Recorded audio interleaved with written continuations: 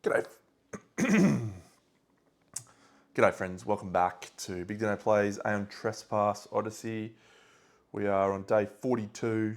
We are tracking very nicely in a lot of areas with the exception of our Doom counter, which we're already far progressed where I'd like to be at this stage, but we're still in it and we'll keep chipping away.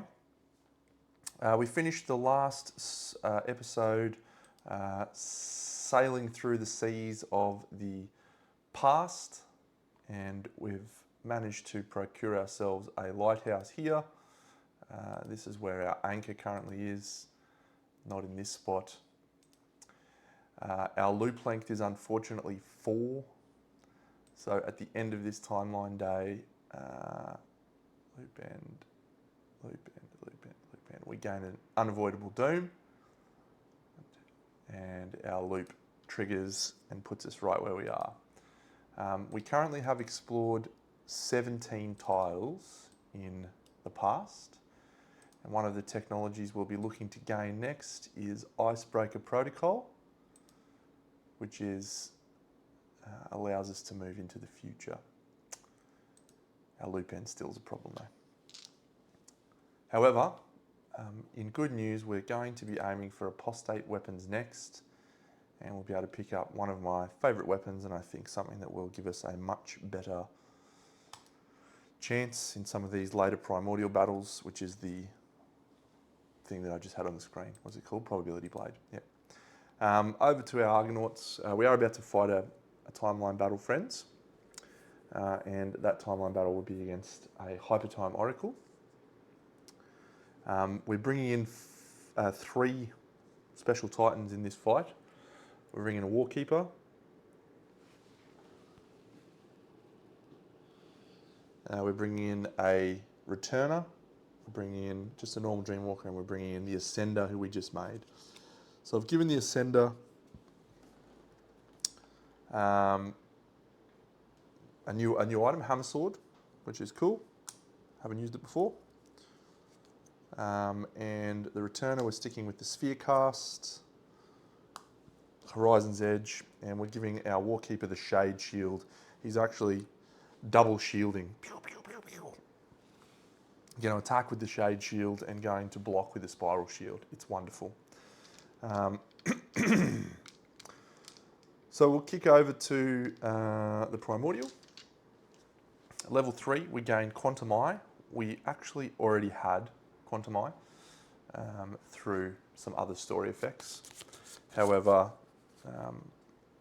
it hasn't come into play too much, and it's only if you reveal a BP card. But we do have an Escalation +1, and we do have an increased Danger and or Fate for facing off against the Hypertime. It's hitting on a 9 now as well, which is a little bit on the hairy side. 9s are scary. As always though, the first card that we start with is In Medias Res. So I'm pretty sure we've done everything we need to do. I don't think we had anything else, so we're going to nip straight into it, friends. Let's go over to a timeline battle. So we have to go in danger order, if I remember right. Sorry, lowest fate. So it'll be Otis, Penelope, and Fisher are the ones that are drawing the cards. That is very annoying, actually.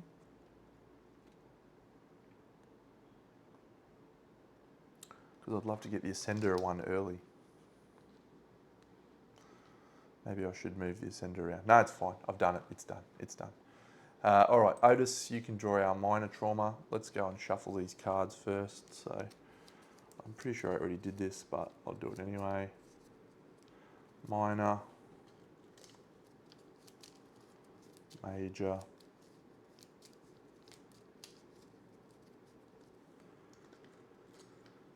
and this, we're going to start with the Primordial round, which means we do this bad times thing. Should only be those 2.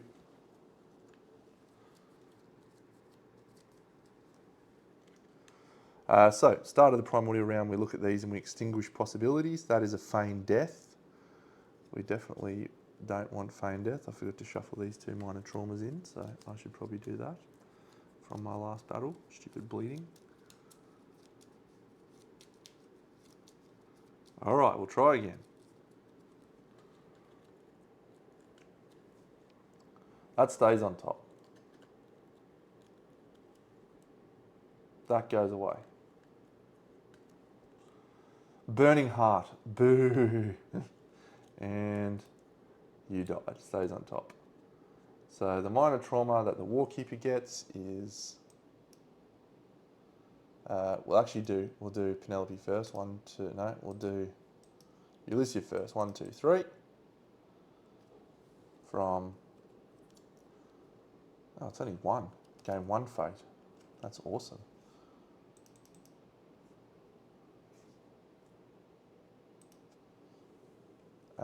Major trauma will go to the Returner. Flood of Memories. Gain a Nemos node for a chosen Nemos. We'll go the Returned.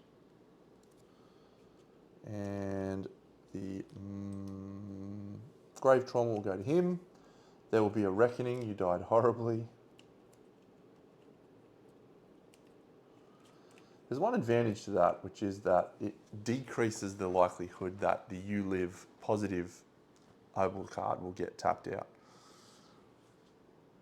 Okay, so that's in media res. The Warkeeper must gain a rage from that because it is a negative trauma. All right, we draw the first AI card. It's Fast Forward. Highest fate in front.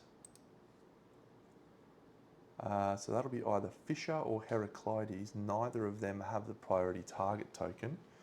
So that will be, I guess we'll go Fisher. She has the most likelihood of surviving this. So it's 3 on a 9. 1, 2, 3.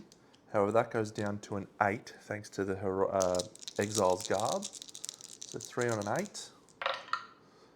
That's 1. And then we've got 2 rerolls. Oh, crit evade.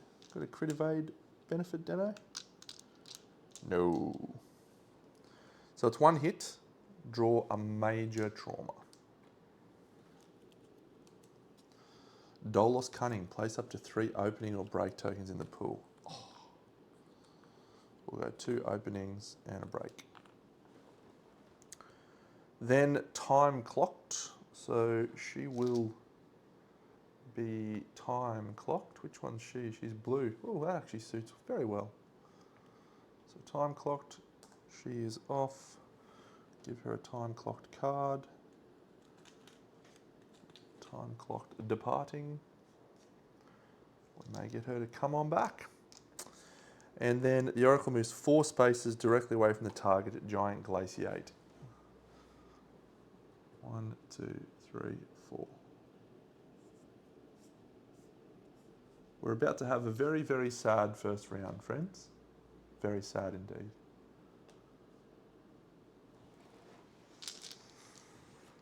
I think the only person who's going to be able to get in range here is the Returner. It's the start of the Primordial turn. Sorry, the start of the Titan turn, I should say. So, I don't need to worry about time clocking myself down, because if I do, I'm speed 5. 1, 2, 3, 4, 5. So that's a nothing.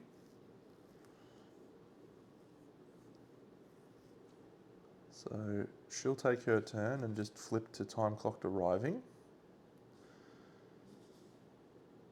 This Returner will go. She moves her green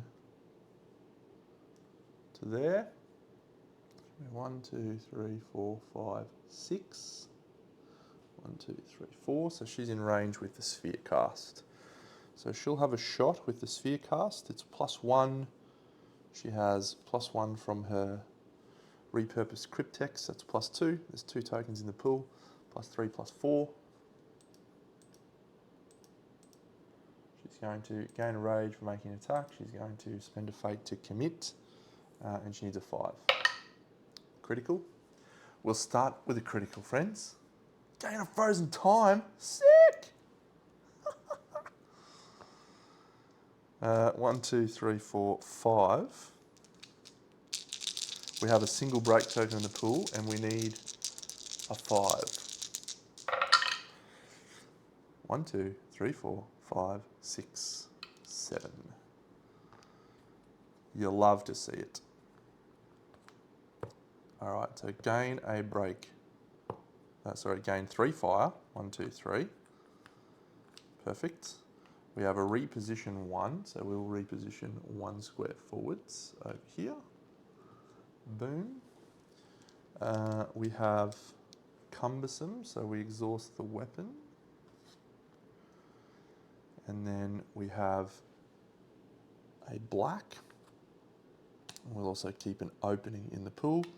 And we also have a reposition, motivate. Someone else gets to move 1 space. So we'll move the ascender.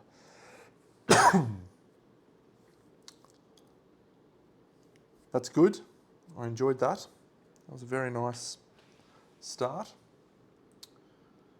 The Warkeeper's going to go, he's going to re-establish his time anchor. He's going to go 1, 2, 3, 4, 5. And he can re-establish his time anchor at any time. So he will re-establish his time anchor there using his time-crossed lovers card. And then he will sacrifice his action to unexhaust time-crossed lovers.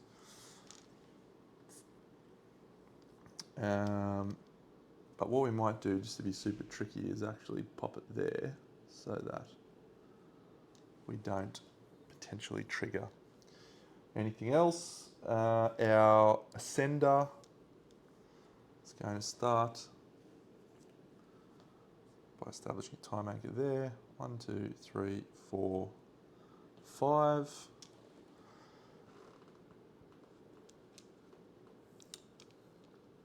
And has nothing else. Oh, the returner does actually have motivate, so we can start 1 space further forwards on her Siren Cataphract armor. We will use Fate Saver on Heraclides to lose a fate, and that is the end of our turn. So unfortunately the time front moves forward. 1, 2, 3, is it 4? Level 3? Ugh, that's bad.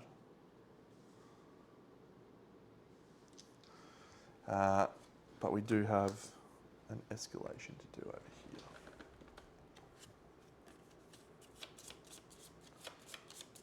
here. So unfortunately, I really need to probably succeed in this fight because we just can't afford to gain any more doom.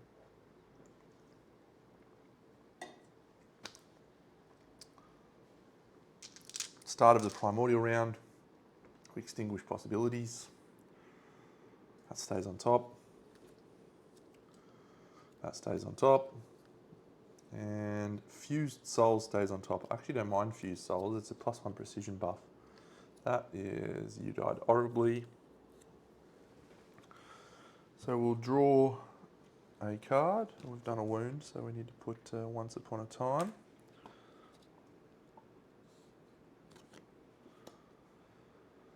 Searing Laser, lowest danger in front. Heraclides, Fisher, Penelope, Otis. At this point, the choice is probably going to be Otis because he has the priority target token. He has 1 danger. So does, and Heraclides has 0. Oh, nice. So it's going to be Heraclides. And move lateral and attack. Unfortunately, he's going to go through here and smash that up. So he's going to take this blast to the face. It's a double laser, which means this is also destroyed. Doesn't rebound.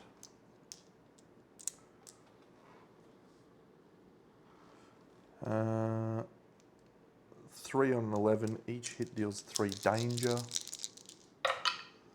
It's nothing. Do we have any other blocks? We do not. No rewinds. So we're taking 10 danger. However, we're reducing it by 2. It's 8 danger. It's awful. And then because of that, we can remove our time anchor twice. And then after attack, he rewinds us. We do need to draw a trauma though, so I better do that before. We know it's fused souls on top for a grave trauma. So we have fused souls. The Ascender and Heraclides are about to become besties. He has survived a trauma. Place a generic token on your Titan sheet. So he has +1 precision. Don't know if I talked about the Ascender too much, but yeah, he's got a really good. He's got a really good chart. Takes him to be at 11 or higher to trigger an obel draw, which is very, very nice. So a 10 is still a grave trauma.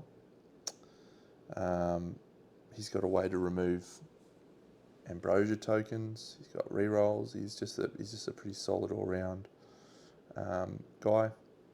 And as he takes hits, he gets stronger and stronger. But that is it, unfortunately, for the primordial. So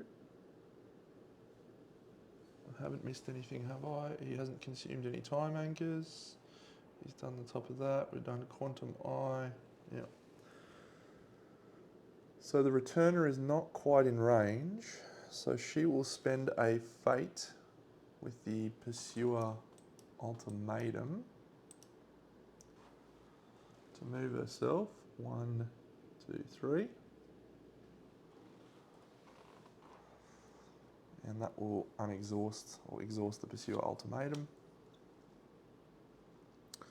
And I think we will go with her again next. So,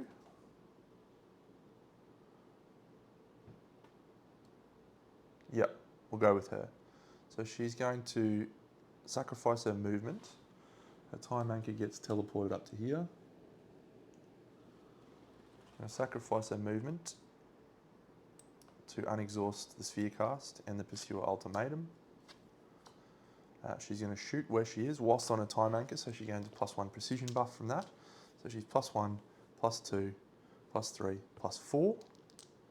She has to commit to fire the sphere cast.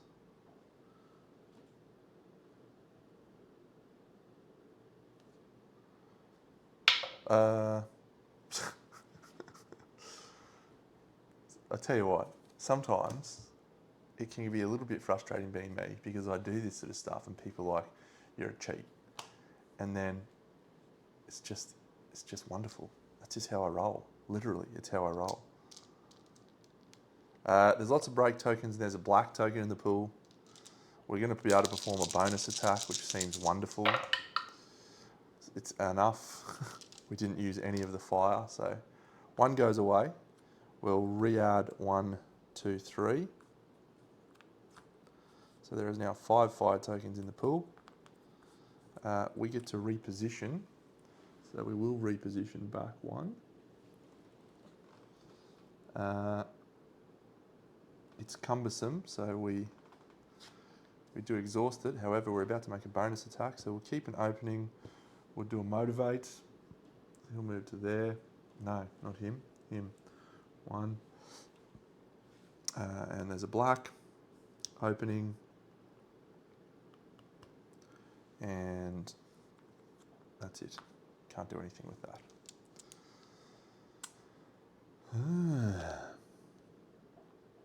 We won't actually move off the time anchor yet. We'll reposition on the next attack.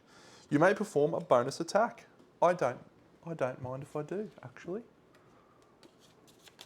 5 fire tokens in the pool is such a great way to start. Such an absolutely glorious way to start. Bonus attack. So we because it's a bonus attack, we get to unexhaust the weapon that we've chosen. We're still in the right range. We're still in our time anchor. So we're +1, +2, +3, +4. Again, looking for a 5. There's an 8. I'll roll it again in the box. Hey. Why not? Disable double laser attacks, eh?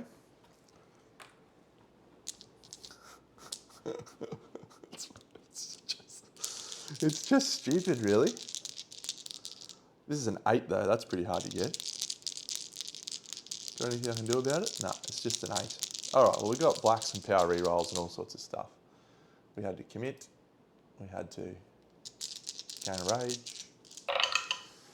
Oh, alright, we might have rolled poorly here, so we'll keep those two. We'll spend a black on this one. So that is 1, 2, 3, 4, 5, 6, 7. We have a power reroll on 3. And we have a power reroll. I think we'll just go power reroll on this. So that's enough. 8. 1, 2, 3, 4, 5, 6, 7, 8. We use 4 of our fire tokens. No, we use 3 of our fire tokens. Then we lose 1, and then we gain 3. 1, 2, 3. We gain a black, we gain an opening. We get to do double reposition, triple reposition actually. 1, 2, 3. That's really, really helpful. And double laser attacks are disabled. Huh. Cool. I hope I keep rolling crits all day. I hope I roll 100 crits. Honestly. I hope every roll is a crit. I don't care. If I get to win this fight, we're all good. Now, unfortunately, we have 3 eye for an eye tokens on there from the 3 wounds. So, we will be a little bit less likely to survive this next round. Ulysses is going to go, so she arrives from time clocked on her thing. She'll go 1, 2, 3, 4, 5. So she is no longer time clocked. She's not in range for the horizon's edge. So she will just go. She'll use a fate saver to lose a fate, and then sacrifice movement to sacrifice action to clear that off.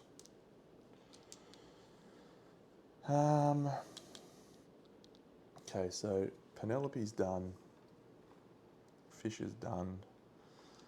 The Warkeeper has the most rage and no fate, but there's only +1 in the pool. So I think the Ascender is the better of the 2 options here. No, he doesn't add any hit buffs at all.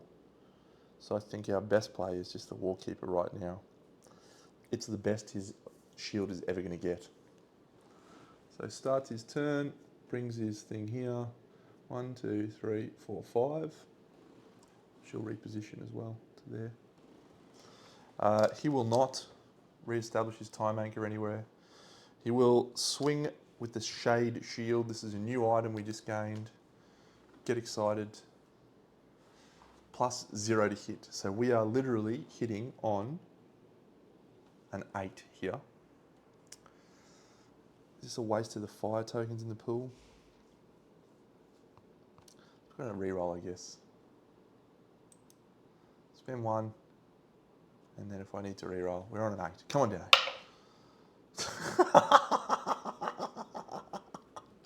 This has all been one continuous cut. Like, oh, good, good. Disable the Oracle moves towards the time front effects. Okay, well, I get a white, a black, and a red in the pool. I have a black token. So we have Inspire 1. Inspire is I get to stand someone up. We have Spiral 1. I could re-roll to lose a thing. I will not. We have Hope 2, Opening 2, Reposition 1, Succor. I forget what Succor does. What the hell does that do? During another Titan's power roll, and you're... Oh, yeah, okay. Cool. That's quite powerful. Alright, so I'll roll these. And... what do we need? A 7. Outstanding. So we've got 1, 2, 3, 4, 5, 6, 7 already. We'll use the black token on this. 1, 2, 3, 4, 5, 6, 7. So we are going to get to keep 1 fire in the pool for doing that. So that's good. So we break the 7 and we have disabled the Oracle moves towards the time front effects. Alright, we get to add some new tokens to the pool. Hope 2. Hope. 1, 2, Hope. Opening 2. 1, 2, Opening. Reposition 1. We'll reposition back 1 space like so. Laser resistance 1, block 1, shaded, doesn't matter. Oh, yeah, we've had an extra break on that. This is a great start to this fight, I will not lie. And then he is at level 3, so we're going to add 2 breaks. 1, 2. I feel pretty good about the state of our Kratos pool at the moment. Then he'll add another opening. So with 3 openings. And then he'll do a pushback while he's at it.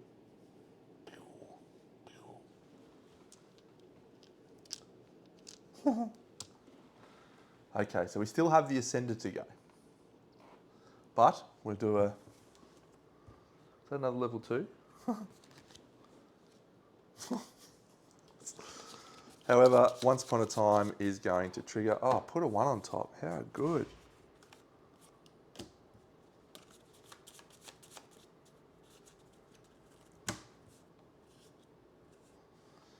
Okay, so this now triggers. We don't have anything else. Ominous Portent. Lowest fate in front. So, Penelope, no. Fisher, 1. Heraclides, 1. So we get to choose here. I think we will go Heraclides. So wisdom and a will. No, we'll go Fisher. Yeah. So Fisher is going to get teleported over here. Zoop.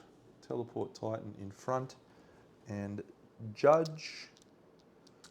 Move the time front 1 space forward. We have to do that because we have too many things. It's a wisdom or a will check. She has neither of those to benefit her. So these are 3 on a 9. She does, however, get +1 to judgment tests because of her Siren Mask. So she's on 8s.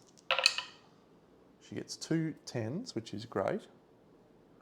Each hit deals 2 fate and 3 danger. 1, 2. 1, 2, 3. She can re-roll that, so probably re-roll that. No, fine. And then she will draw a major trauma because she is at 5 danger. Gain 2 fate. 1, 2. And then she's time clocked again.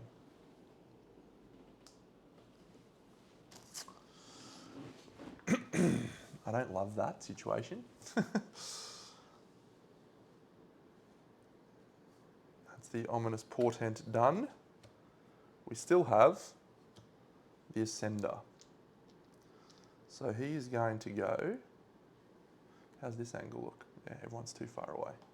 He's just going to move 1 space. He's going to make an attack with his hammer sword. There's a new weapon. So this hits on a We're +6 to the roll effectively. So he's hitting on a 3. Crit again, Deno. It's a 9. Is this deadly? It's not deadly. Gain a rage, make an attack. He hasn't even had an attack yet. Black and white. Plus his red. Plus he has an auto break. This is starting tremendously. The wing eye colony, it's atemporal. Did I miss any other atemporals? No, I did not.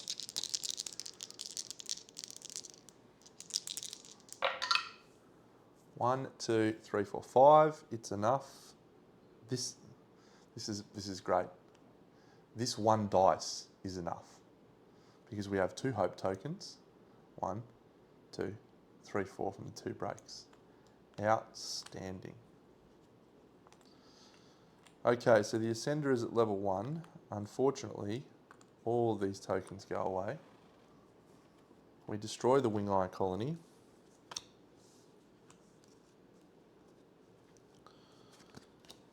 We will put 3 break from the hammer sword. 1, 2, 3. Now we have wound trick, so we could potentially flip the hammer sword over to this hidden Xiphos.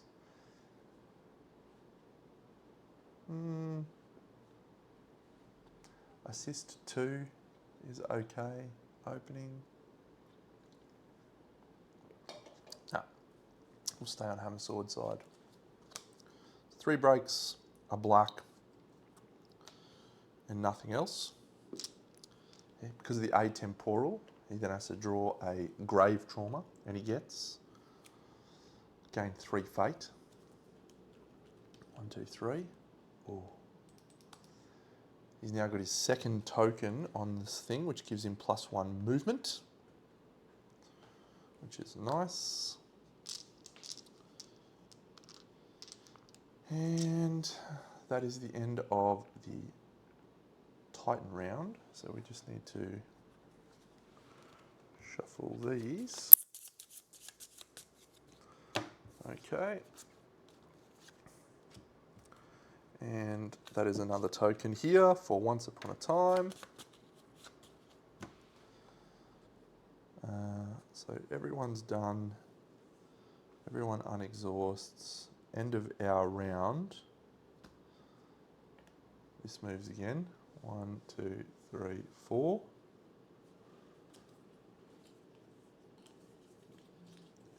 Our spaces to fight are getting significantly more limited.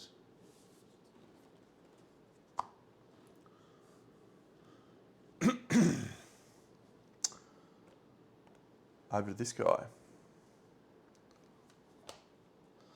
Omen Beam. The furthest Titan in front is the Returner. And what's he going to do? Move lateral and attack. If you are hit, draw an obol. Did I bring the glacial fabric here? I did not.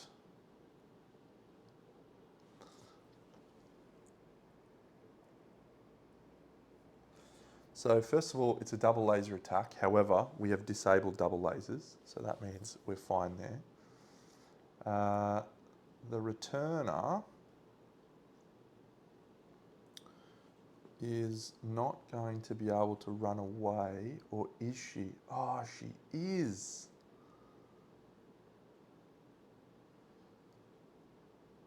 Great. Let me show you. So there is a window of opportunity. The Returner is going to use the Pursuer Ultimatum. She's going to move 3 spaces. 1, 2, 3 behind this. He's just going to turn and shoot her. It's not a double laser because we've disabled double laser attacks. I wonder if we actually disable them completely or if it just becomes a single laser. I have to look up the term disable.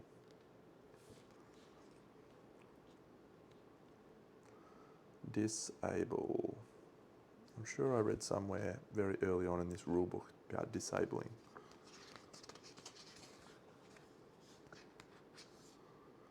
Dice, secret decks, resolution, disable. When you're instructed disable, completely deactivates a rule effect. When you're instructed, all effects associated with it in case, unless instructed otherwise, disable lasts until the end of the battle. Got a wonderful friend who's watching these videos and commenting and providing me with rules clarifications, which has been very appreciated. Thank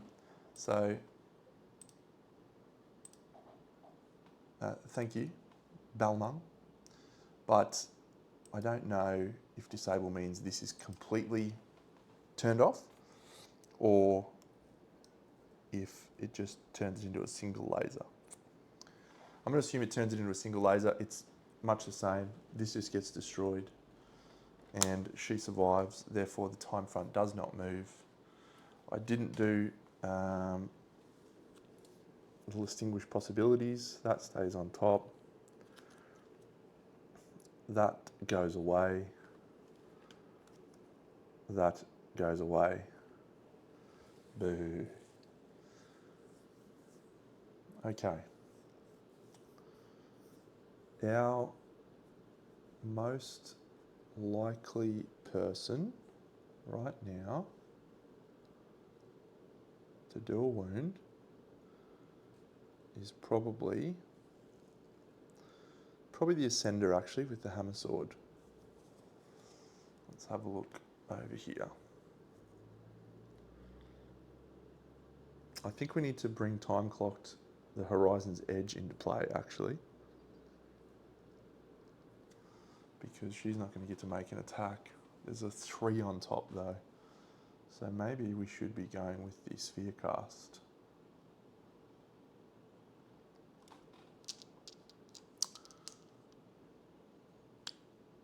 Is the Sphere Cast exhausted from a bonus attack?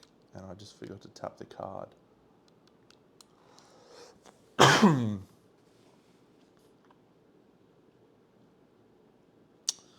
I brought this cannon, which I've forgotten to load last turn, but it is probably worth loading at this point. The Chrono Ice payload. I'll throw an eye cluster in there and I can reduce the time front's advance. I've done 5 wounds. A good turn from all 4 Titans, we could actually end it this turn, but if we don't, it's probably a good idea to have a backup in play to slow the roll of the time front. So we'll attempt to prime it. Primes on a 6. We fail. So time front gets to move irrespective. I don't have hit buffs, so the Ascender's probably the right target here because he's got plenty of breaks already. So we'll go over here. The Ascender's going to make an attack. Heraclides with the hammer sword. Gains a rage.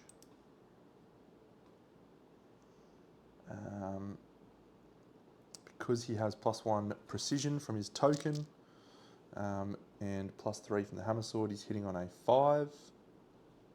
He's already adjacent, so he doesn't need to do anything else. So that's a 9. It's a BP3 though. This may have been a mistake actually. I don't know if the hammer sword's going to get it done. Let's see. 10!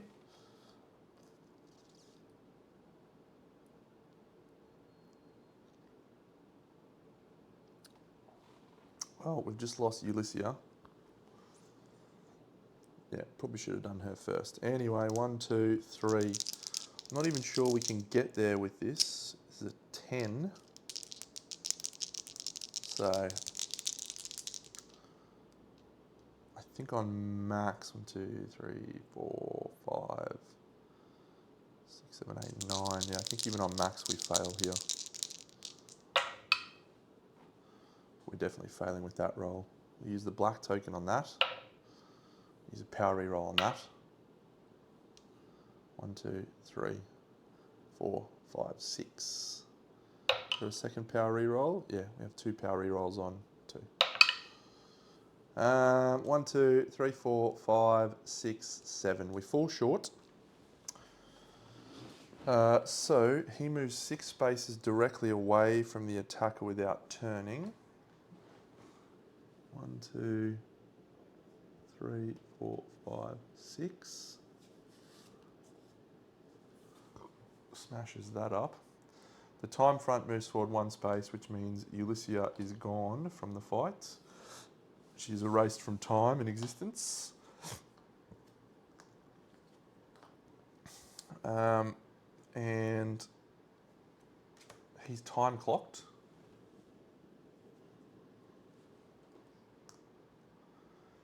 And there is a giant glaciate on the space that our friend was just standing on. Suboptimal, you can't even really see the guy. He's all the way up in the back corner there. What a little chicken shit. However, he hasn't done his movement yet. We'll build the pool, 1, 2, 3. Then we've got a break and an opening. That'll be helpful.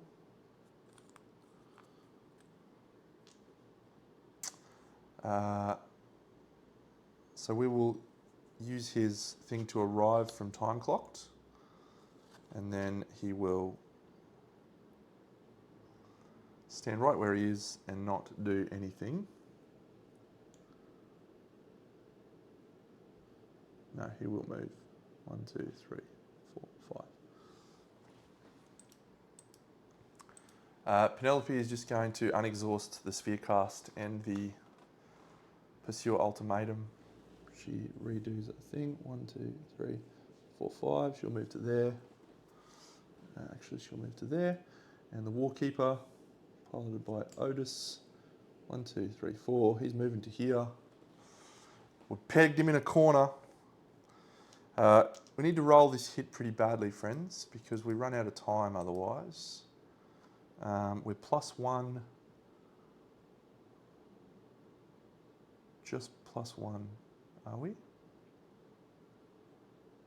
No, we've got 2 openings in the pool. Yep. 5 is no good. We'll spend a fate to re-roll. Come on, guy. Come on. Is there any other way I can get a precision buff? I can't. 3. No. Fuck. All that goes away. All that goes away. That's a bad turn. He flips a 3 too. Lens laser, lowest fate in front. That is definitely Omni laser.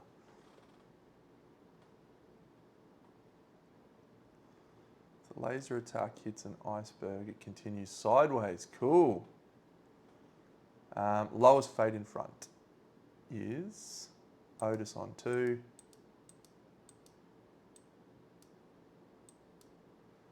Yep, so Odysseus is the target. Move lateral on attack, doesn't have to move. Oh, end of our turn, sorry. This guy moves forward 4. We're running out of room. Running out of room big time.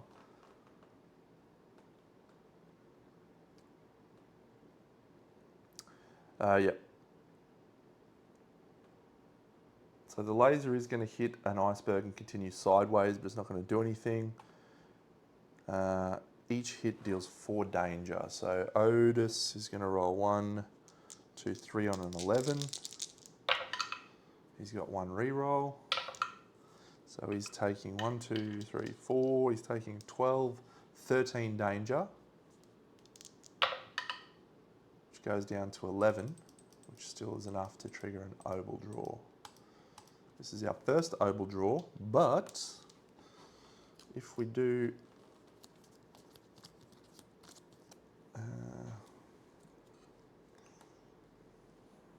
die here, we can make an attack, bonus attack.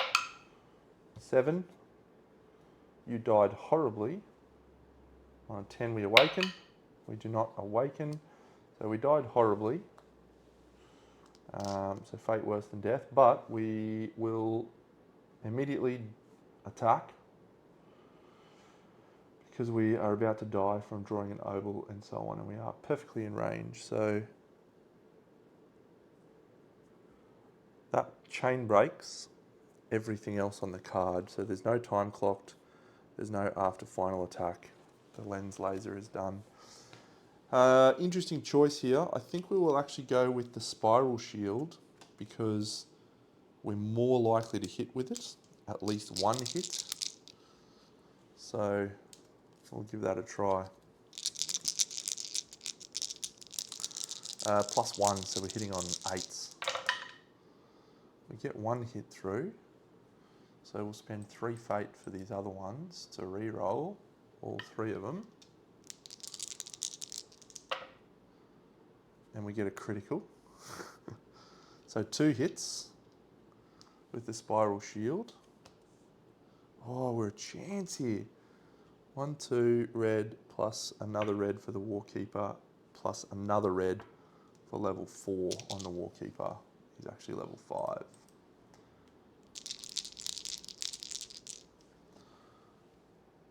And this is a bonus attack, but he's about to die, so none of that really matters. 4. So bonus attack, rewind, he gets rewound, and then glaciate the attacker's previous space, but he dies. Shame, there's a glaciate there. Shame. We do a wound.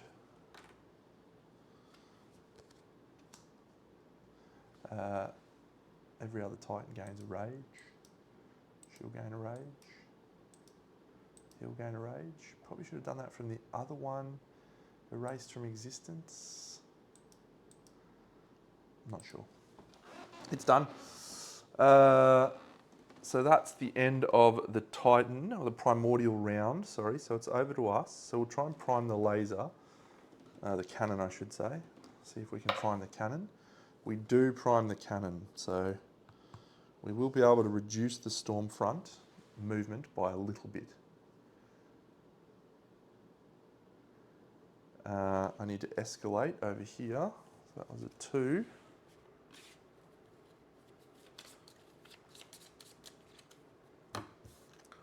So we need to drop a 1 out of there into a 2.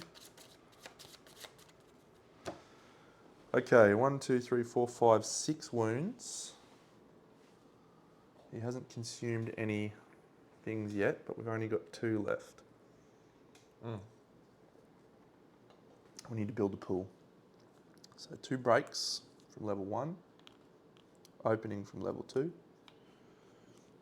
push back, and then opening at level 4. 2 openings, 2 breaks. The sphere cast is our most likely weapon at this point. So we will move to there, and then she's not on a time anchor. She will gain a rage, make an attack. She will commit. Come on, sphere cast. 3 is not enough. She'll spend a fate to re-roll. And if she doesn't get this, we're in real trouble. Real trouble. An 8. The card is Inner Eye Colony. If we wound, we move the time front 1 space backwards. That would be so good. She's got a fate save, which she's going to use to drop a fate down by 1. 1, 2, 3, 4, 5, 6 reds. 2 breaks in the pool. She got anything else?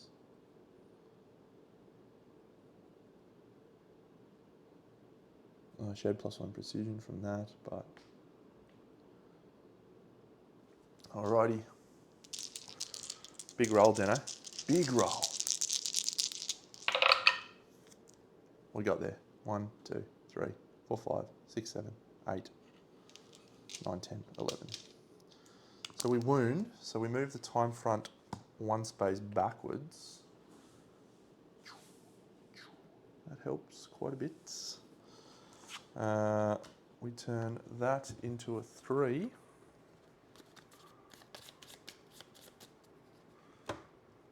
We turn that, oh, not that, we turn that into a 3.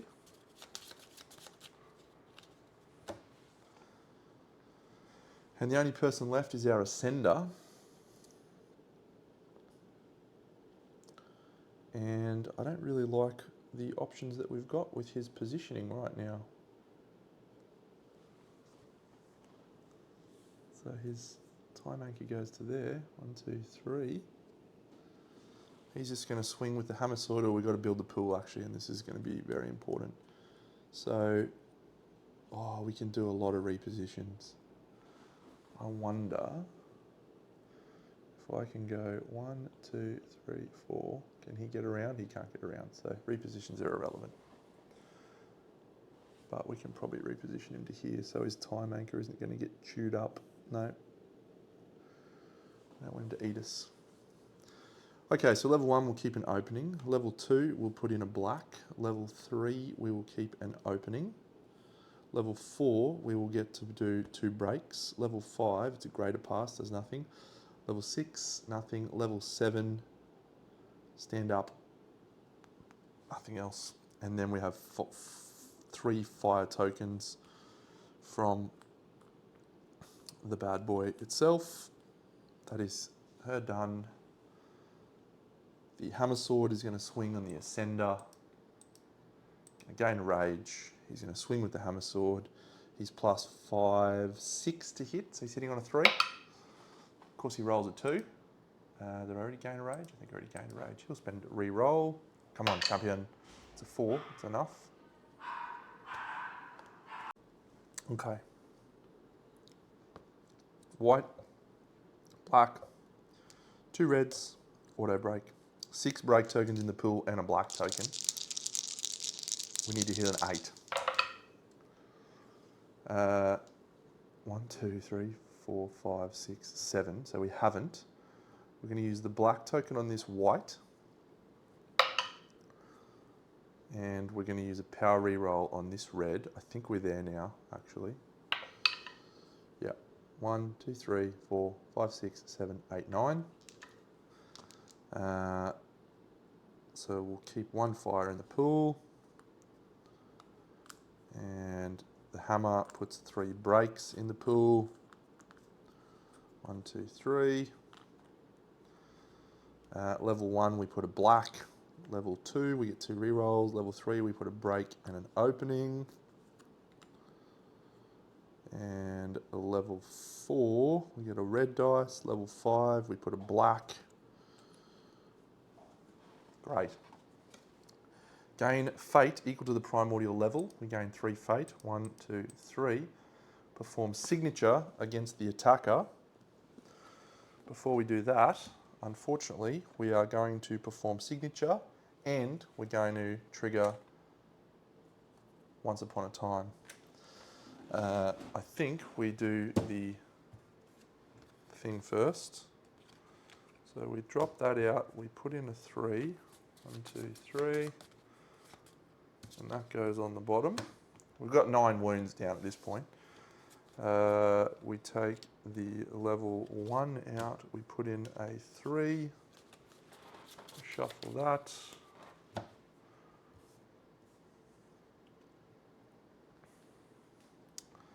And we're in some trouble. So, we do a rewind laser. Bang. Do we have any repositions? No. So the Ascender's going to go, he's going to probably die here. 311, 1, 2, 3. Nothing. We have no rerolls. So that's a total of 7 fate and 7 danger. We can reduce that 7 danger down to 6, 5. And we're still drawing an obol.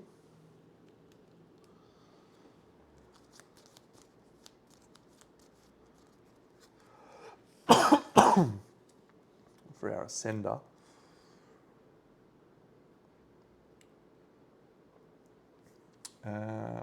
Yep. 6, because we can't get away. You died horribly as well, Ascender. Come on, champion, waken for me. Oh, an 8. Did he get a bonus? Oh, no, he gets a bonus on awakening rolls later on. What to do? What to do? We have a second chance, so we will do a second chance, I guess. So we'll shuffle these and go again. I'm nervous.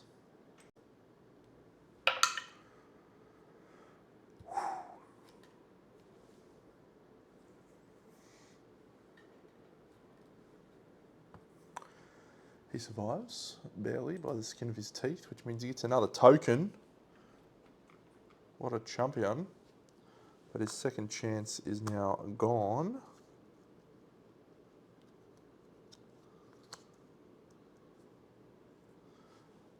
And then he gets rewound, but we do get to move his thing once.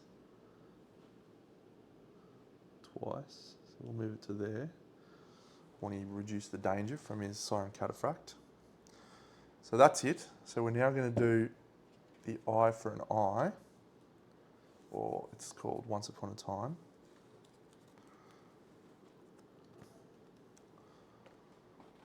Destined to die. Priority target is actually Penelope.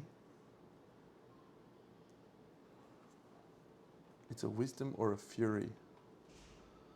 Target, judge. If the attack hits, it deals 7.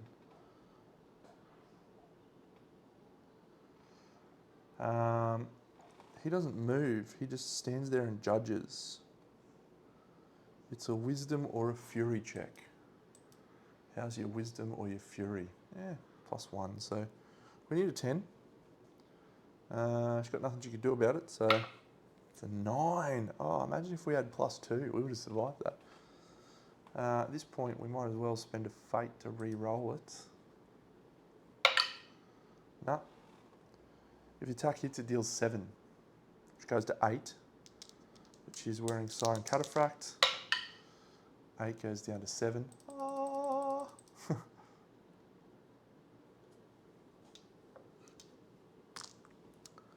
She's got death too, but it doesn't matter. He's got 1 wound remaining. After attack, doesn't trigger because it's a move towards the time front ability, which doesn't happen because of the critical. And so we just need to draw a grave trauma. If we draw a bonus attack, well, I don't think there's any left actually. Burning Heart. Maybe the Paradox one that lets us thingy. Break the wheel! That was the one I haven't used it yet. What does it do? Paradox 4. Roll d10 adding +X, where X is the number of paradox you have. So if we roll a 6+, we awaken. And that would trigger a bonus attack, which would then cause, hopefully, the death of this dude. This is a great moment. If this comes off, we deserve it. We deserve it. We've had some bad luck. Come on. It's a 7. And even though my rule is normally I re-roll it in the thing, I'm taking that because it's fair enough. It's an 8 anyway. So you can relax. It was going to happen. It was destined to awaken. Wonderful. She's going to move nowhere. She's in range. She's just going to shoot the sphere cast. And who do we have available, actually? I think we've got Zeus. I haven't used Zeus yet.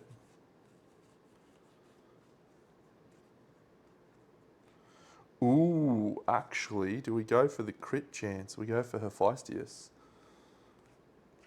and get a crit on a level 3 Hypertime Oracle. That way we can make another returner. He doesn't get us any precision buffs. So the sphere cast is hitting on a 1, 2, 3.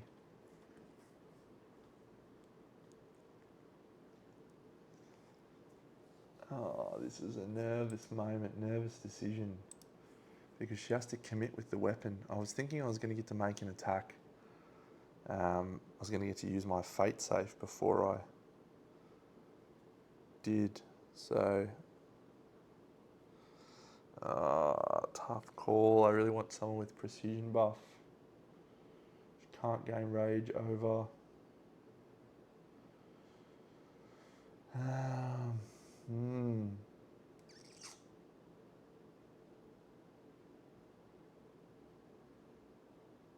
That's a tricky call.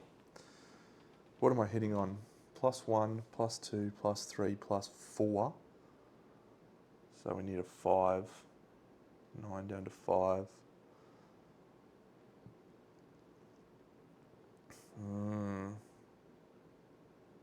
Can I roll a 5 is the question. I'm definitely going to be able to get the wound through, I think. We'll go for it. We'll go for it. We'll go for Hephaestus, and when we roll our attack roll, which is on a 5 right now, we're going to gain a crit chance if we hit. I'm very, very nervous about this decision. Come on, Dad.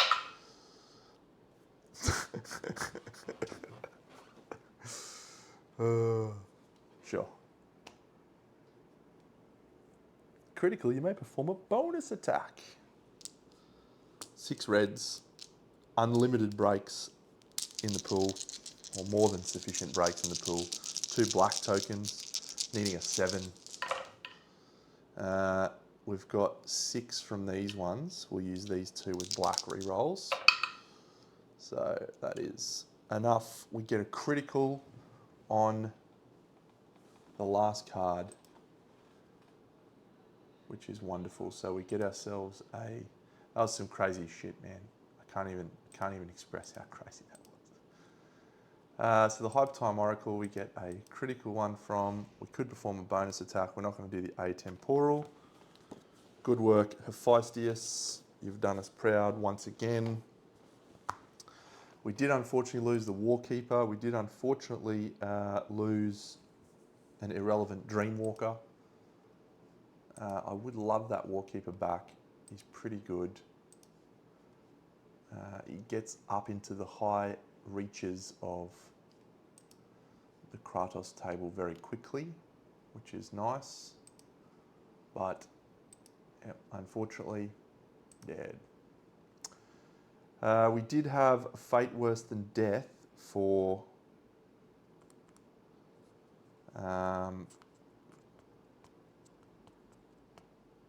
Ulyssia. So we have to trigger that.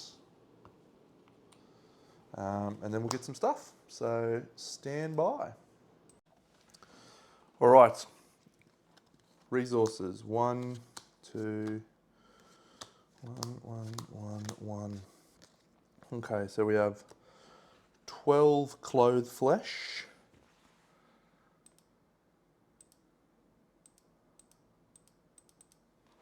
And we have 3 eye clusters. And we have 1, 2, 3, 4, 5, 6 plus 3, so 7, 21 frozen ambrosia.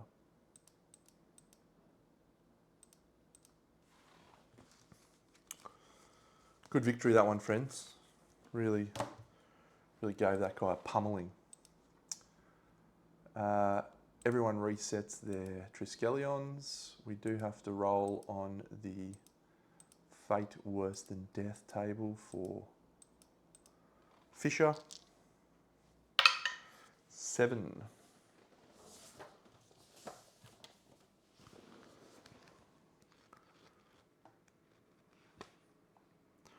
Lose an additional Titan. That's probably one of the better ones we could have got.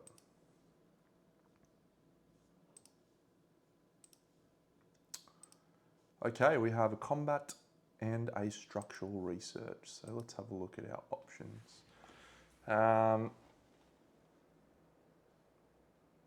Stasis theory, sun shielding,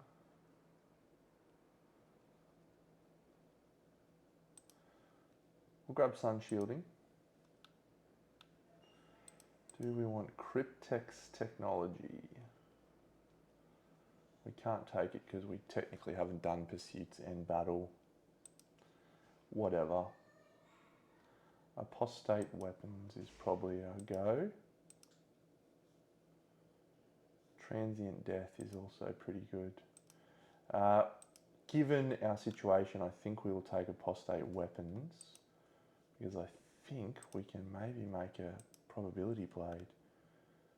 Let me see. Oh, what do we need?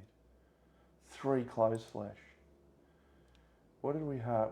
Next time we get a Nubian traders, we're trading something for closed flesh. And I'm confident that's going to happen soon. We didn't use a single Argo ability in that fight. That is pretty wild. Okay. So that's chosen all of our things. At the end of that day, our loop end triggers. We're brought back to this tile and we gain an unavoidable doom. There's massive problems.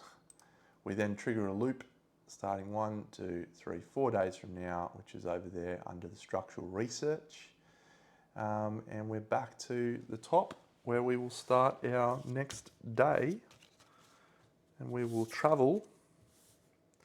Now, what do we need to do at the moment? I think our story card wants us to have 7 progress, if I remember rightly. But we also need to remove 3 Argo Fate from the Tides of Fate. 1, 2, 3. Wonderful. Let's have a look.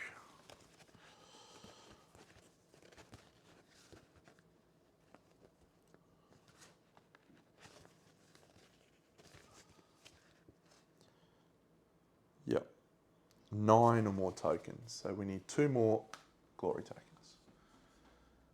Let's move on. We'll move the map. We'll move to 56.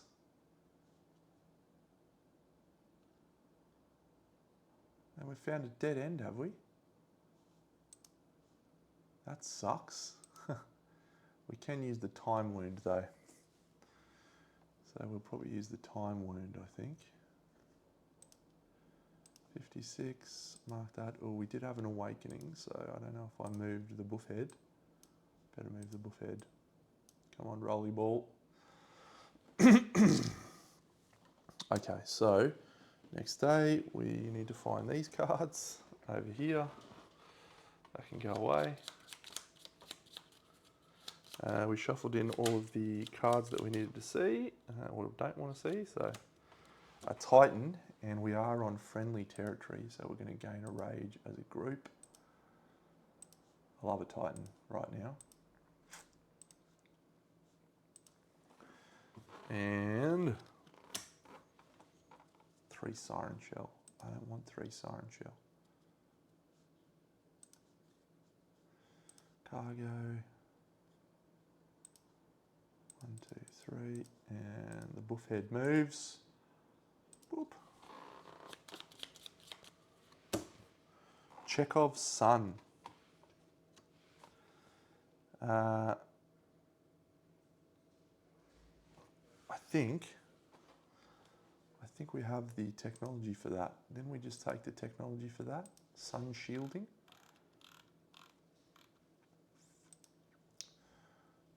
When you draw the Chekhov's Sun, gain an Argo Fate and lose 1 frozen time to ignore its effect and gain 1 hull or 1 crew instead.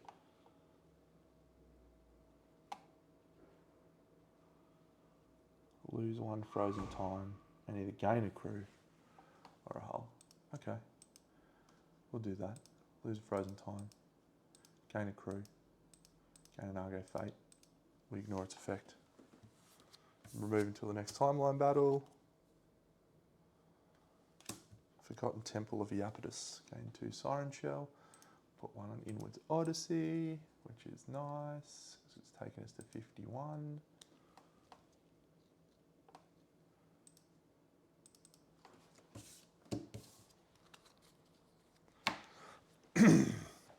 We have a story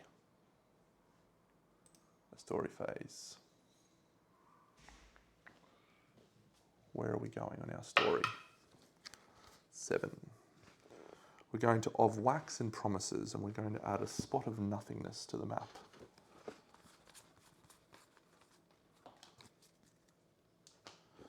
Of Wax and Promises.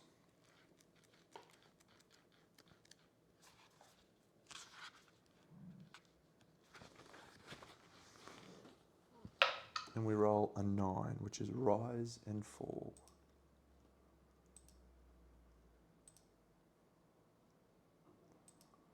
A Voyage.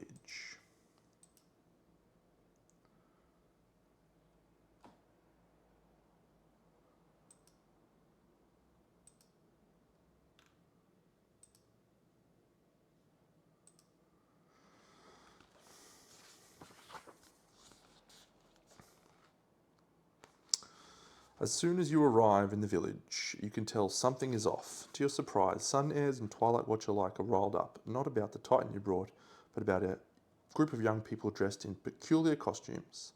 What is going on, you asked? A stupid endeavour, says the Twilight Watchman. Every week they reenact the fall of Icarus. They should train and not waste their time on nonsense. People yell at the young actors to stop, but they keep the show running. One of them climbs a tree dressed in feathers of gold. They sway dramatically on the highest branch, while other actors with blue waves painted on their faces wait below, arms outstretched and ready to catch. You flinch, they could easily miss. You can see bandages under the costumes, as well as fresh bruises and cuts. Do we let the actors perform and gain a +1 bonus with the Delphians? We do. 20. Gain a doom.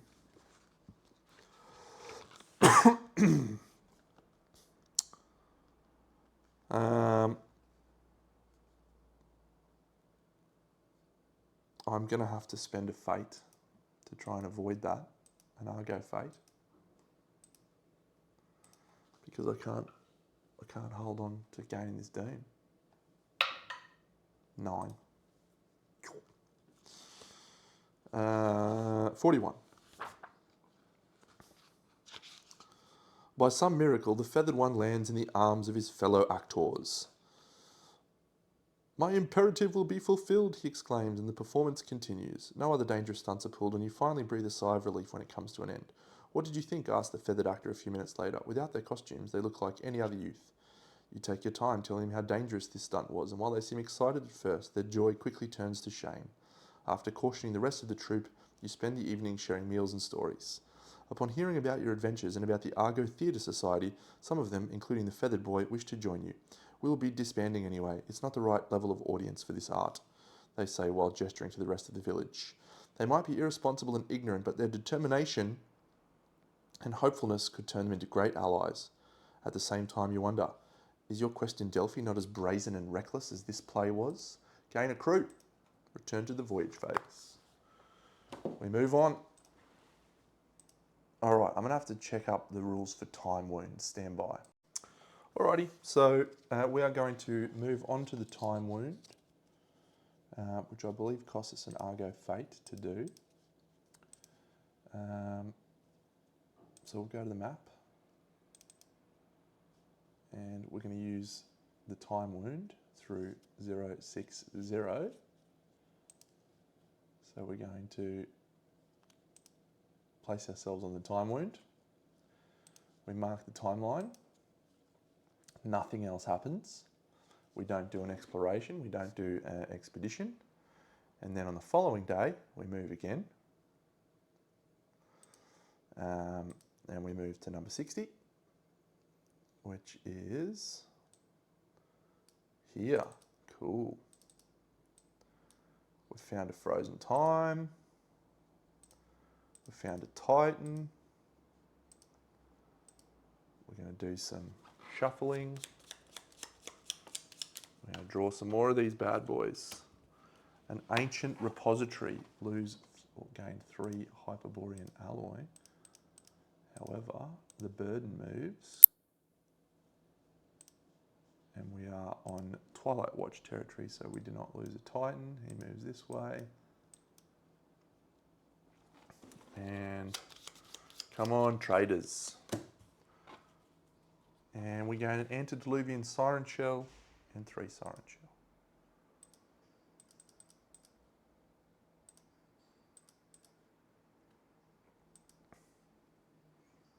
Story. Oh,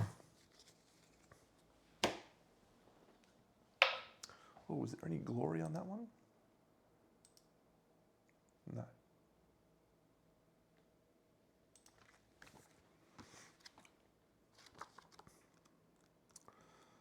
I think 6 is just the one we were on. No, what we left behind, we've already completed it. What left behind? Of wax and promises again. 6 of wax and promises. 6. I'm going to guess rule of nations. Am I right? I am. Curse.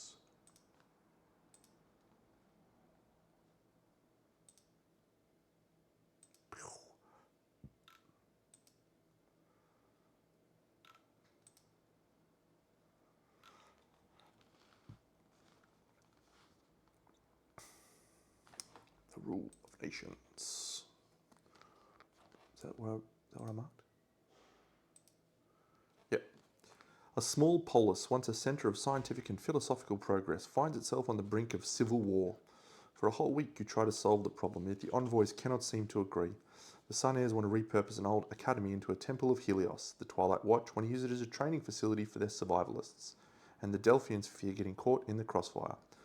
It seems like such a trivial thing, a single building, but you recognise it has become a symbol of a greater rift. You need to tread carefully. You take a look at people assembled in the Agora, who either all argue loudly or glare at each other. They refuse to share or cede the building. It is religious dogma versus cold pragmatism, but the rhetoric seems eerily similar. You are slowly getting sick and tired of this stalemate, but there is too much at stake to waver now. The night before there were a few outbreaks of violence. The situation is getting worse fast. Yet you will not reach a decision today, and you decide to reconvene tomorrow at first light. If C10 or G5 is marked. C10, no. G5, no. Otherwise, C38. As you leave a temporary council room, you spot a Twilight Watch bodyguard, Axiothia, outside, watching the polis below. She nods, and as you lean against the railing next to her and smiles when she notices you staring at her Xiphos. Where did you get it? Made it. Her voice comes out as a surprise, with deep undertones and a lilt you have come to associate with the Delphians. When she doesn't elaborate, you stand in companionable silence as the setting sun is reflected on the metal parts of her Xiphos. Subtract and Argo Fate. Good. Mark G5. Also good. C0039. You're about to return to the Argo for the night when you spot a silhouette in an alley. Tall and thin, almost swaying in the wind and wearing rags, the silent hermit. He looks at you and then motions for you to follow him. An unspoken question passes between your company, but you decide to investigate. What's the harm? The man leads you through the streets until you reach the edge of the polis, where the Twilight Watch quarters sprawl in a sort of tent city. He motions you to hide, then wait. Soon enough, you hear the muffled conversation from the other side of the wall. Sure, it doesn't matter, says a voice. We will seize the academy anyway. What's going to stop us? The sun stroked? What about the Argonauts? Asks the second voice. I piss on the Argonauts. How could the silent hermit know? You turn to him, but he shuffles away wordlessly, eager to show you something else. It seems all you are getting out of him is glimpses. This time, you find yourself on the Sun Heirs' side of town. Prepare the offerings. What about the talks? Asks the young follower. Should they fail or not be in our favour, we will take action. Helios will be respected in this polis. You wait until both priests have retreated towards the silent hermit. How did you know to be here at this exact moment? He remains silent. You can see in his eyes that he wishes to tell you, yet something compels you not to. You watch him leave before you return to the Argo. Maybe you really can travel to time. The next morning, the envoys gather, but there is no compromise made from either side. Do we side with the Twilight Watch? Do we side with the Sun Heirs? Or we don't side with anyone? We go into diplomacy with the Delphians? I don't know that I like any of these choices. Let's side with the Twilight Watch.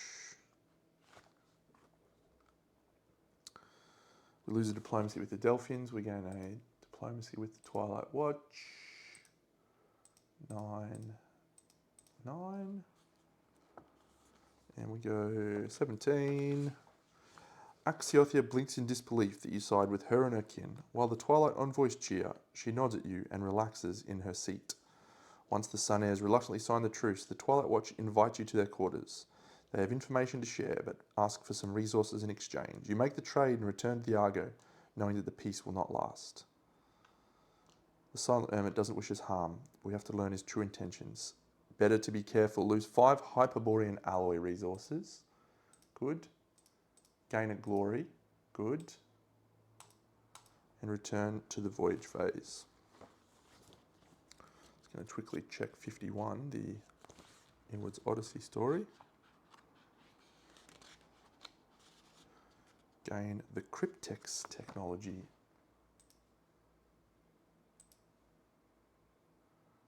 We gain that. Cool. Alrighty.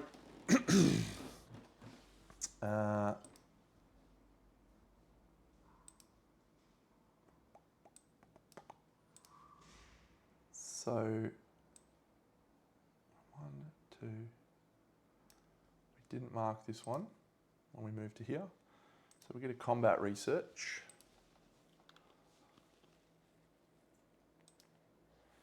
Transient death is very good. What does that require? Level 3. We did just fight a level 3. I just didn't mark it on the evolution track. What does that get us? We need opportunity freeze.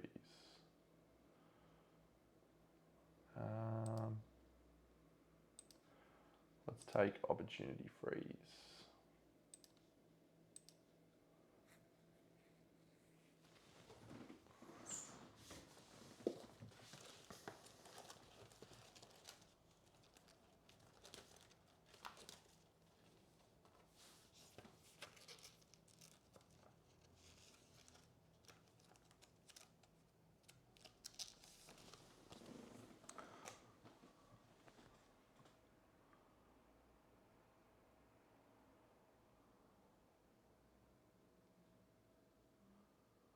When did we end? Do we have Quantum Armory already?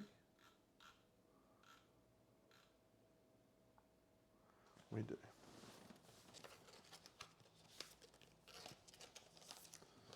And we do have Chronosphere warning system too, don't we? We do.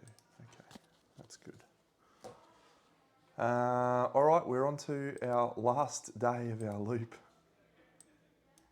We're in trouble here, so we're going to go to 58. It's a doom and a glory and a portal to the past. Interesting decision. So we're going to spend an Argo Fate to try and avoid gaining a doom. Big roll. 5 is not enough. We'll spend an Argo Fate to re-roll.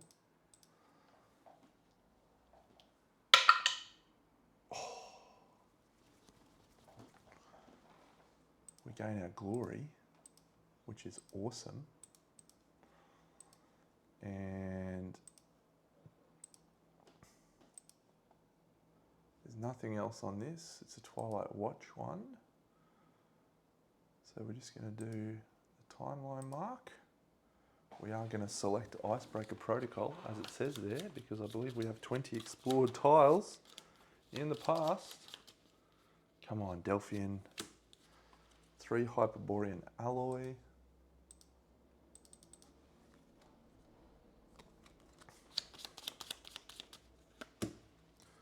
Pre-Eschaton Foundry. 2 Daedalus Machina. And our friend moves 1 space. He can't actually get to us this way at the moment, but I'm assuming that he knows what we're doing.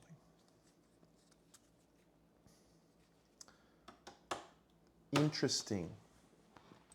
There's no story, encounter, so we are going to take icebreaker protocol, because we have 20 explored tiles in the past. It's now going to allow us to move into the future. If we have a look at the map, you can see here, because this tremendous game management program, Scribe, tells us that we've explored precisely 20. Well done.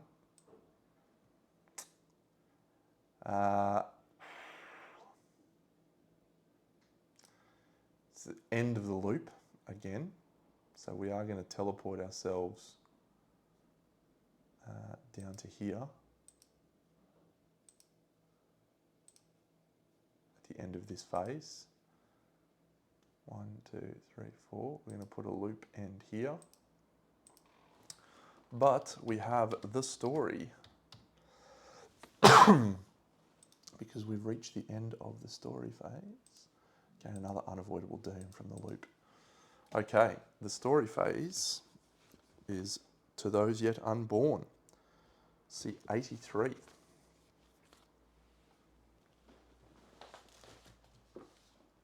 Woo-wee. Been an exciting turn, friends. 83. To Those Yet Unborn. Shivers dance upon your spine as you walk across the Acropolis deck of the Argo, pulling the fur-lined cloak around your shoulders as you try to shut out the icy winds that lick at your skin. I meant to mark something yesterday and I completely forgot, and I'm going to do it now because it's supposed to be here.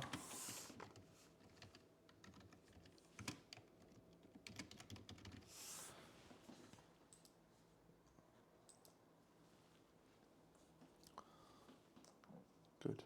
All right. You find Alcibiades talking with some of his subordinates, taking measurements with a knotted rope and hastily sketching out some designs on a cuneiform tablet, scouring a slab of wax with a sharpened quill. Argonauts, perfect timing. I've just finished the designs for the paracausal asteroskop. That was not correctly pronounced. I'm going to try that again. Asteroscope. Asteroscope. The what? It is a structure that will allow us to observe the temporal and spatial landscape around us. Lenses of black ice that permit us to peer through causality and see alterations made, as well as the passage of objects from one iteration of the timeline to another. You have heard the technical speech of philosophers before, but this feels like a different level. Mark H6. Woo.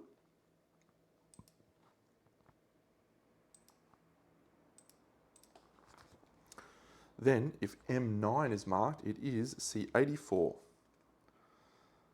Electron was kind enough to offer his expertise, Alcibiades explains upon seeing your blank gaze. His time with Icarus on the Aspirant gave us some knowledge of the Daedalus contraptions. With this aid of this observatory, I believe we'll be able to chart the Aspirant's course across the heavens and find out exactly where and when it made landfall. I want you to find out what happened to the ship, he states. I owe it to my crew and Icarus. You bow your head, understanding the pain you can see in his eye. He feels a measure of responsibility for what happened and wants to make things right. One Argonaut may reset their fate or lose any affliction. We don't have any of those. We've been very fortunate. After your journey into the Aspirant's note, if we find the ship, we can access its scriptos, the log of logs, just like the one on the Argo. It would have a full record of what happened and what went wrong. What do you need? For you to lay a course to the twilight future. This is as far as the asteroskop reaches from our current position. As it crashed, the chariot broke into parts and we don't know which one has the scriptos, but it doesn't matter. If we locate one, we will locate them all. This decided, you part ways with the master craftsman. You have much to prepare before your voyage into the future and onto the trail of the fallen aspirant. Draw a random 3A clue card. This will guide you. This is a map that will guide you to the aspirant.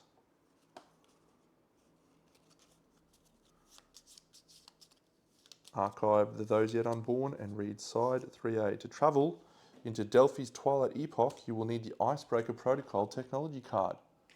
Well, that's just lovely timing.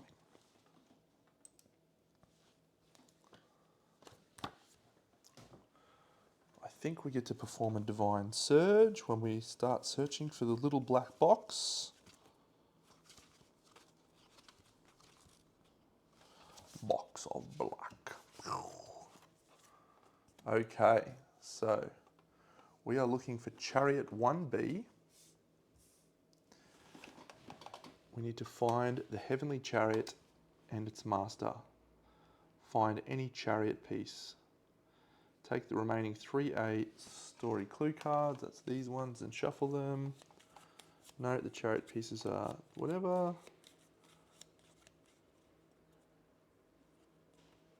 You need to find a chariot piece depicted on any of the maps. If the Argo is on the same map tile as a chariot A or chariot B symbol during the story step, see 108. That's what we're looking for, chariots.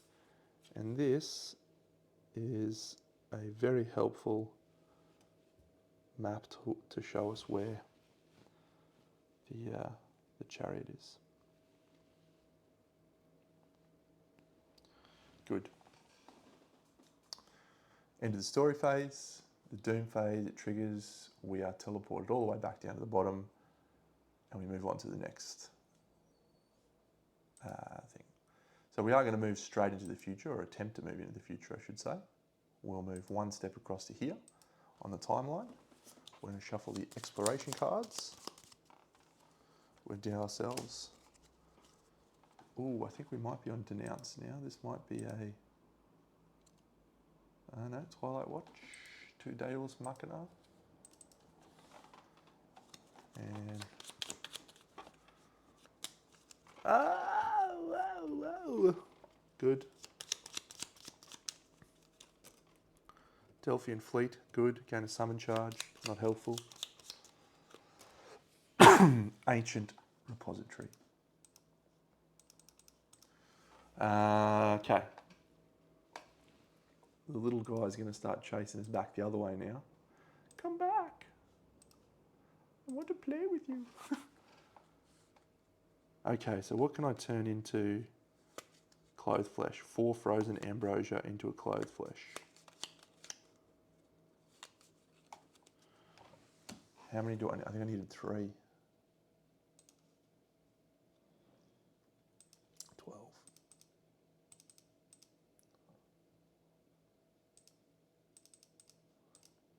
Can we do it? Oh, what do we need? Oh, no. Is there any other way to do it? Oh, yeah, we can turn stuff into frozen ambrosia.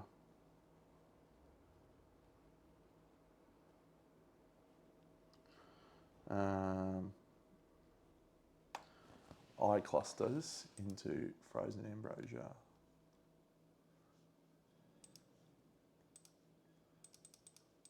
And that's 9. We've done it. We've made the probability blade. Ah, yeah. That is a good turn of events.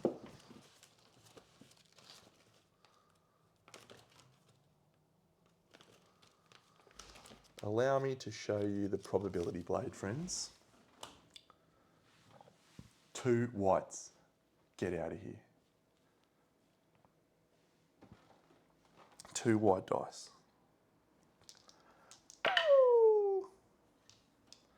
Adds an opening, or 2 openings, 2 hope. It's just a ripping good time.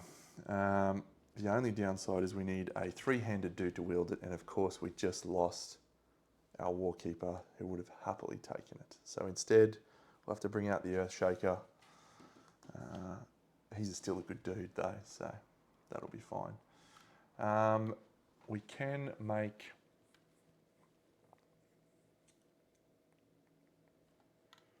not much else. But do we want to make much else? We do have the Cryptex technology now. What do we need for those? Ambrosia. Ambrosia. And ambrosia. Alright. Probability blade is good though, friends. Very good indeed. Let's go back to the timeline. We marked that from moving to there. We are here. So we are now going to use this tile to move into the future. We're going to go to map tile 83. we don't have to use a time wound, so we're not going to go to map tile 83.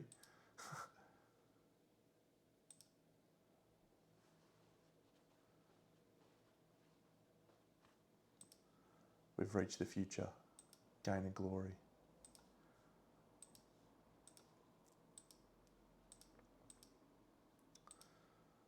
Now, if we gain, so that's gone, that's back in. Yep, so you make gain glory to gain additional chariot maps. Another siren ship. 1, 2, 3. 1, 2, 3. 1 antediluvian siren shell. And the little champion who's all the way back here. He's going to move this way. He's miles away. He's got no idea where we are. We're teleporting all over the joint. Let's have a look at the map tile we're on again. It's a lighthouse. We will place the anchor here. So that's good stuff. We've done our shuffles. All these are going to go back in now, including the Chekhov's Sun one. And we are in pretty good shape